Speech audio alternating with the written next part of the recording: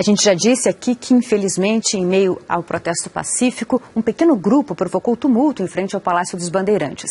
Eles forçaram um dos portões e a polícia precisou intervir com bombas de gás lacrimogênio. Alguns manifestantes passaram a madrugada na frente do palácio e ainda permanecem no local.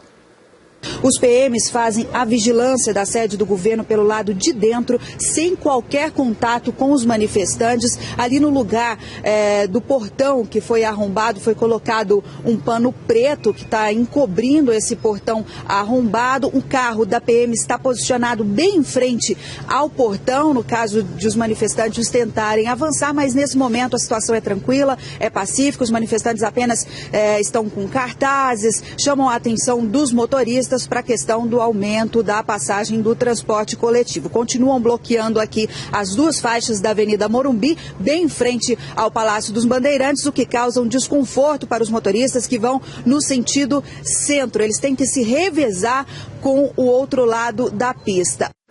O repórter Thiago Scheuer estava na frente do palácio na hora em que o grupo tentou invadir a sede do governo paulista. Ele gravou tudo com o celular. Vamos ver.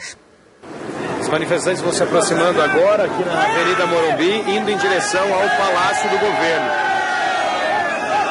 A multidão se aproxima aqui dos carros que estão vindo no sentido contrário e não deixa os carros passarem. Manda os carros fazerem a volta. O grupo acabou de chegar aqui no Palácio dos Bandeirantes. Todo mundo está aqui agora na porta, mostrando cartazes lá para dentro. Agora as lideranças estão pedindo para que o grupo sente no chão, todo mundo fique sentado, aguardando aqui na frente do portão 2. Os manifestantes começam a se empurrar agora, momento tenso, começa uma briga, tentam pular o portão. A bomba explodiu agora, um morteiro. Os próprios manifestantes estão jogando esses rojões. Jogando em frente ao portão, porque eles querem entrar aqui no palácio e a polícia não está deixando. Tem duas portas, tem a porta e o portão. Alguns manifestantes tentam derrubar a porta e outros tentam derrubar o portão. A repórter Daiana Garbim estava dentro do Palácio dos Bandeirantes e também acompanhou o protesto. Agora a polícia reagiu. A polícia jogou bombas de gás lacrimogênio para conter os manifestantes. E eles estão jogando bombas na polícia.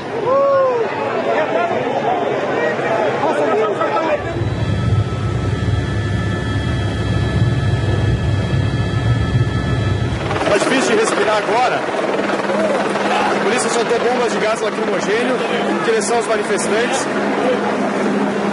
A gente está tendo que sair de perto. Muita gente andando para cá, tem muita fumaça. Dispersou completamente o grupo que estava lá na frente. Está difícil até de ficar aqui. Agora são 4h30 da manhã e aproximadamente 50 manifestantes estão acampados no meio da Avenida Morumbi, em frente ao Palácio dos Bandeirantes, sede do governo estadual. Os muros do Portão 2, que dá acesso aos visitantes, estão pichados. Cartazes de protesto foram colados nos portões. Na avenida que dá acesso ao Palácio dos Bandeirantes, os manifestantes chegaram a parar e entrar em alguns ônibus.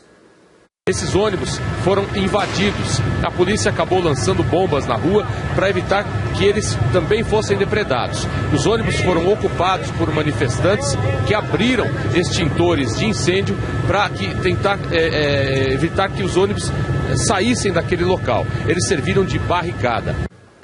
Algumas pessoas que não foram às ruas se manifestaram com faixas, toalhas e lençóis. Na Zona Oeste, um colégio colocou faixas nos muros com um pedido de paz. O gesto se repetiu em vários prédios da região.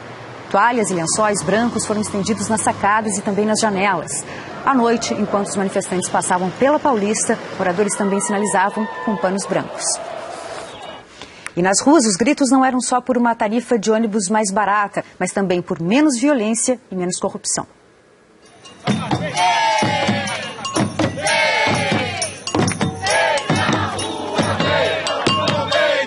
nós somos cidadãs, mães, avós, pais, viemos aqui conquistar ou reconquistar o espaço de cidadania que nos foi roubado semana passada. E eu acho que é um momento importante esse.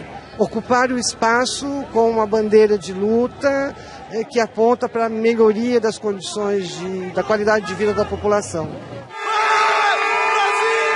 Todo mundo estava inconformado, sentado e esperando isso aqui acontecer, né? E a gente está brigando, não é só por 20 centavos. A gente está brigando contra a corrupção que massacra o nosso país. A gente está brigando pelo trânsito dessa cidade, que é um caos. A gente está brigando pela saúde da cidade, que é um lixo. É uma manifestação que tem tudo a ver com a gente, tem tudo a ver com o que a gente passa no dia a dia. A gente sofre para pegar ônibus, sofre para pegar metrô, sofre no trânsito. Então está na hora da gente dar um basta nisso, pelo menos dizer aquilo que a gente está engasgado há muito tempo.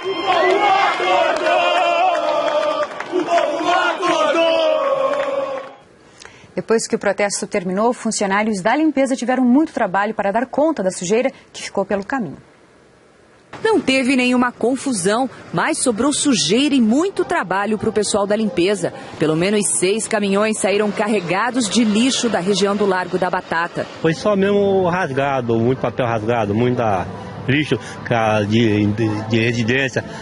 A turma rasgou o saco tudo, né? Rodrigo é taxista e esticou o horário de trabalho até a madrugada para compensar as horas que ficou parado durante a manifestação. O faturamento hoje caiu bem. A gente tá na madrugada para ver se completa, né? Depois de quase 11 horas de protestos e caminhadas, alguns manifestantes estão voltando para casa só agora, às 4h30 da manhã, quando o transporte público começa a funcionar.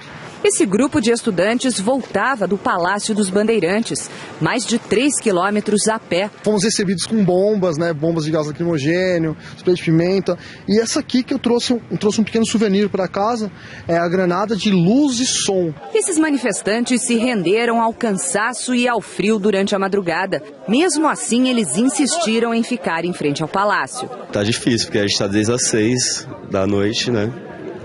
E a gente está bem cansado. A ideia de vocês é ficar aqui?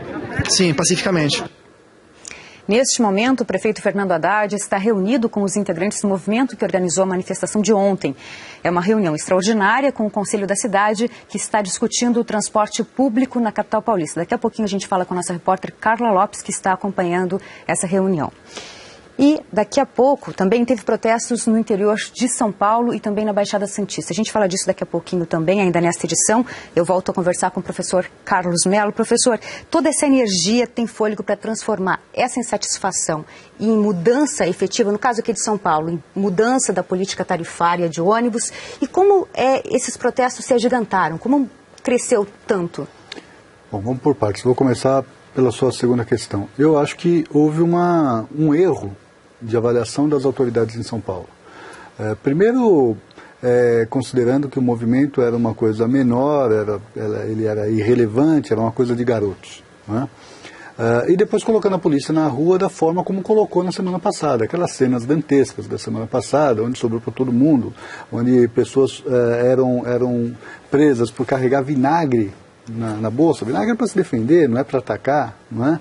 Onde jornalistas foram agredidos, né? Quer dizer, a polícia ela extrapolou e com isso jogou gasolina na fogueira, não é? Portanto, o governador, que é responsável pela polícia, tem a sua responsabilidade, e o prefeito também, à medida que não percebe a pulsação da sua cidade, não chama logo o movimento para negociar e abre um fórum mais amplo de discussão, onde sim a questão do passe livre passa a ser uma questão a ser considerada, pelo menos na perspectiva para a cidade. Bem, agora, no que isso tudo vai dar? Não se sabe, não é? Qualquer pessoa que fizer qualquer prognóstico fará uma aposta. Não há direção, não há partido político. Isso tem um aspecto interessante, porque demonstra que partidos políticos e as direções partidárias foram atropeladas por esse processo, já não representam mais como deveriam representar, mas, por outro lado, isso cria um vazio. Esse vazio é muito complicado, porque ele retira a possibilidade de construção de políticas, né, de diálogos e políticas. Né? Esse movimento tende a criar as suas lideranças, mas não criará de hoje para amanhã. Né? Esse será um processo ao longo do tempo. Alguns desses garotos que estão aparecendo hoje aí, nesses vídeos todos, podem, de repente, se consolidar como lideranças que tenham algo a dizer mais fundamentado, mais consistente para o futuro. Neste momento, me parece que tem muito som e fúria, não é? Que não pode significar nada na frase do Shakespeare, né? Na verdade, esse som e fúria ele tem que, de alguma forma, se transformar em capacidade de organização e bandeiras de políticas públicas consistentes para o futuro. Professor, vamos conversar então com a nossa repórter Carla Lopes. Ela está na sede da Prefeitura no centro de São Paulo e acompanha então a reunião do prefeito Fernando Haddad, que está reunido com integrantes do movimento que organizou a manifestação de ontem. Carla, como o prefeito pretende conduzir a reunião, uma vez que ele já disse aqui mesmo na edição das 10 que não tem como negociar a política tarifária aqui em São Paulo?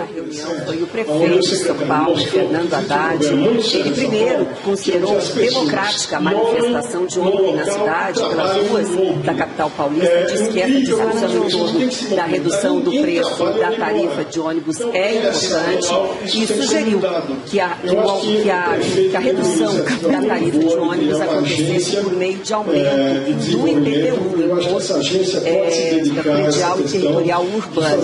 Disse inclusive que está encaminhando essa proposta para as 23 subprefeituras de São Paulo para que elas possam analisar essa proposta. O representante do movimento Passe Livre, então, discordou dessa proposta, disse que o movimento não quer aumento de imposto para compensar a redução da tarifa. E eles sugeriram, então, que a tarifa fosse reduzida imediatamente, por meio da diminuição da margem de lucro dos empresários do setor de transporte coletivo. Bom, essa reunião aqui na sede da Prefeitura de São Paulo está sendo coordenada pelo Conselho da cidade. Este conselho foi criado este ano, é a primeira reunião que acontece aqui na sede da Prefeitura, o conselho que é formado por representantes de 138 movimentos sociais, entidades de classe e também empresários. Esse movimento ele tem a função de analisar os problemas da cidade e apontar soluções. Nós continuamos acompanhando aqui a reunião que deve acabar aí por volta do meio-dia. De São Paulo, Carla Lopes, para o Jornal da Globo News, edição das 10. Obrigada, Carla, com as informações, então, dessa reunião aí para discutir essa questão dos rumos, o que já aconteceu desses manifestos aí pelas ruas do país. São 138 movimentos sociais aí que participam dessa reunião em São Paulo. A gente aguarda, então, os resultados desse primeiro encontro em relação aos protestos que aconteceram e também ao futuro dessas manifestações.